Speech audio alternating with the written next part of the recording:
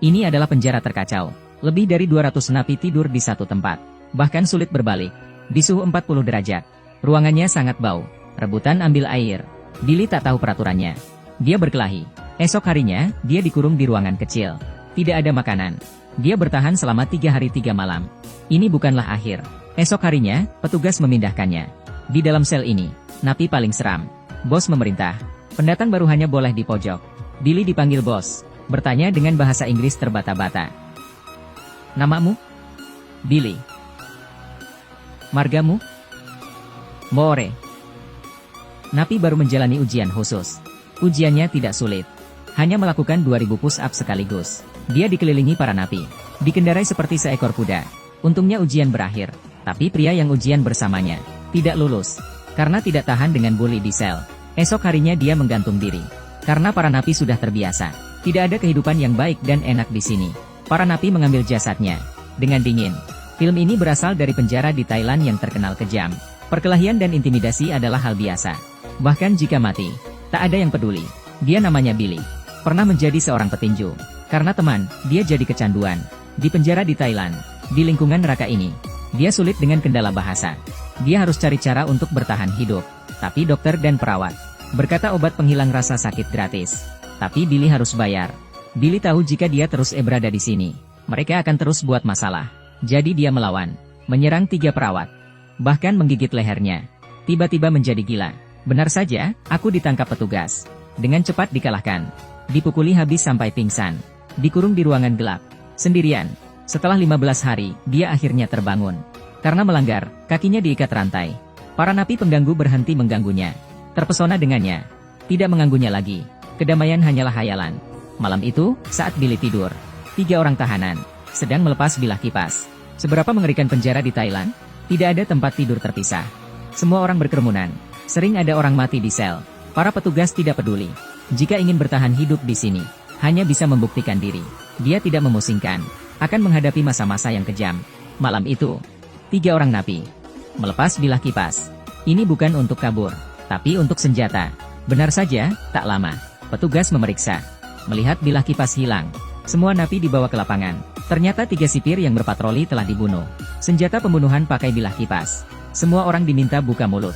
Tapi tiba-tiba anjing berhenti di depan Billy. Benar saja, di pakaiannya ada obat terlarang. Billy panik. Ini bukan pakaiannya. Pasti ada orang yang menjebaknya.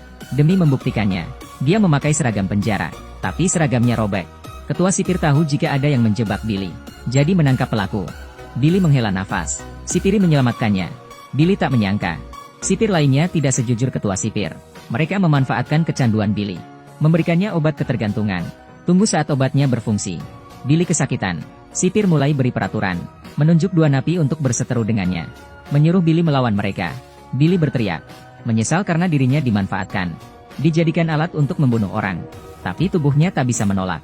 2 napi tak dikenal. Mati di tangannya. Tangannya penuh darah. Menodai karirnya sebagai petinju. Dia menolak obat yang diberikan sipir. Billy sangat kesakitan dan menyesali segalanya. Malamnya dia menusukkan pisau ke dirinya. Untungnya dilihat napi lain. Nyawanya selamat. Melihat temannya mengunjunginya, dia sangat membenci sikap dirinya sendiri. Bisa di sini. Akibat kesalahannya, hidup dan mati membuatnya berpikir lama. Dia bertekad untuk berjuang. Berusaha jadi orang baik. Di tengah kakinya diikat. Dia mulai berlatih tinju lagi. Dia tahu penjara memiliki tim tinju. Memberanikan diri untuk daftar. Tapi ditolak oleh pelatih. Demi membuktikan kesungguhannya, dia menyogok pelatih. Sehingga bisa berlatih. Tapi pelatih tidak mengajarinya dengan baik. Sengaja mencari feretan untuk mengajarinya. Billy dikalahkan. Lawan memukulnya berkali-kali. Setiap hari dia diejek. Di saat dia lengah, semua orang di sana orang jahat. Mengejek mimpinya. Meremehkannya. Tapi tidak menyerah. Tak ada yang mengajarinya. Dia hanya bisa berlatih di karung pasir. Kegigihannya mempengaruhi petinju lain. Pelatih juga memutuskan memberinya kesempatan lagi.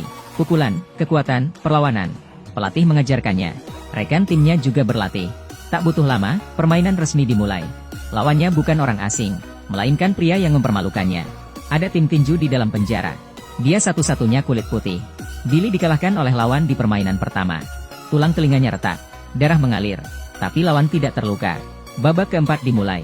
Begitu lawan naik, dia langsung menyerang. Billy terpaksa menahan. Dia ambil kesempatan untuk menyerang terus-menerus. Keadaan berbalik. Billy seperti binatang buas. Semua ejekan dan penghinaan diubah menjadi tinju dengan kekuatannya menghantam lawan, menyudutkan lawannya. Pukulannya mengakhiri pertandingan. Ini kemenangan pertamanya. Seluruh penonton bertepuk tangan. Bahkan ketua sipir memandangnya kagum. Dia memanggil Billy, memberinya kesempatan sekali lagi. Ada pertandingan. 2 bulan lagi akan dimulai. Meminta Billy daftar. Billy juga mengukir sejarah sebagai orang kulit putih pertama. Demi pelatihan terbaik, ketua sipir memindahkannya ke sel lebih baik. Melihat para napi yang mengganggu dan mengejeknya. Karena Billy menjadi kuat, mereka jadi menghormatinya. Setiap hari, dia berlatih lebih keras. Perubahan Billy menjadi inspirasi. Dia berhasil masuk ke lingkaran para napi.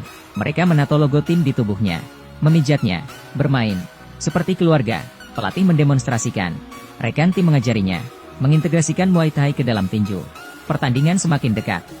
Hari itu, Billy kecanduan. Dia kehilangan akal, memukul rekan satu tim. Dia dibawa oleh sipir. Dikurung di ruangan. Billy meninju dinding. Setelah tenang, dia menyesal. Kecanduannya tak boleh mengontrolnya. Dia akan jatuh kembali ke masa lalu. Jadi harus dilawan. Saat dikeluarkan, mencari rekan dulu, yang pernah dia pukul. Meminta maaf dengan tulus.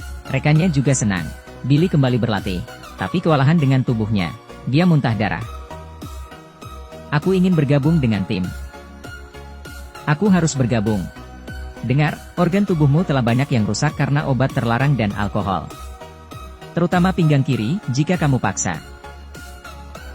Akan beresiko pendarahan, bahkan sampai mati. Billy tahu tidak ada jalan keluar. Dia lebih baik mati di atas ring, daripada hidup sia-sia. Pertandingan segera hadir. Sipir membawa mereka pergi ke area pertandingan. Dan lawannya kali ini, adalah raja terkuat di penjara ini. Kakinya sangat kuat. Billy menahan pukulannya. Karena luka di pinggang kiri belum sembuh. Dia kesakitan, tak bisa berdiri. Lawan melihat Billy cedera, terus memukul. Billy hanya bisa memeluk lawan, menunda waktu. Akhirnya babak pertama selesai. Billy duduk beristirahat. Tapi lawannya sangat licik. Menendangnya. Pelatih tidak terima. Tapi tim tuan rumah tidak peduli. Penonton juga mengejek Billy. Melihat Billy menarik nafas dan berdiri. Lawan meluncurkan serangan. Billy dibawa ke pojokan. Ini jurus pamungkas dalam Muay Thai. Lawan menginginkan nyawa Billy. Billy tak berani bertindak gegabah. Bertahan, menghabiskan energi lawan. Dan sekarang, Billy berbalik. Lawan yang arogan jatuh dan tidak bergerak. Kemenangan ini lebih seperti kecelakaan. Indah tapi tak nyata. Billy melihat pelatih dan sipir bertepuk tangan untuknya. Tapi tiba-tiba dia muntah darah. Terjatuh. Saat terbangun, dia berada di sebuah ruangan. Dia berjalan keluar dengan bingung. Tidak ada sipir di sekitar. Sadar ada kesempatan untuk kabur. Dia tahu jika menjadi licik akan ketahuan. Dia pergi ke pintu masuk. Melewati jalanan yang ramai. Di tengah pasar, seketika dia berhenti. Jelas ingin kabur. Tapi tidak melihat ujung jalan. Dia tidak mau menyerah. Kebebasan singkat atau menembus kesalahan. Dia memilih yang terakhir. Akhirnya kembali ke rumah sakit. Menyelesaikan hukumannya. Di hari itu, ada yang mengunjunginya. Ternyata ayahnya. Karena kecanduannya, dia putus kontak dengan keluarga. Tapi ayahnya tidak pernah menyerah. Sekarang dia sadar. Dan memilih jalan yang benar. Setelah 3 tahun di penjara, Billy dikirim kembali ke Inggris. Bulan Oktober 2010. Dibebaskan karena amnesti Raja Thailand. Ini cerita nyata. Setelah dibebaskan, Billy mengenang pengalamannya ke dalam buku. Judul bukunya A Prayer Before Dawn. Pengalaman dan kesengsaraan. Menjadi buku terlaris di dunia. Ayah yang muncul di akhir film adalah prototipe dari Billy. Di mana pria jatuh adalah tempat untuk bangkit. Melakukan kesalahan masa lalu dan memperbaikinya.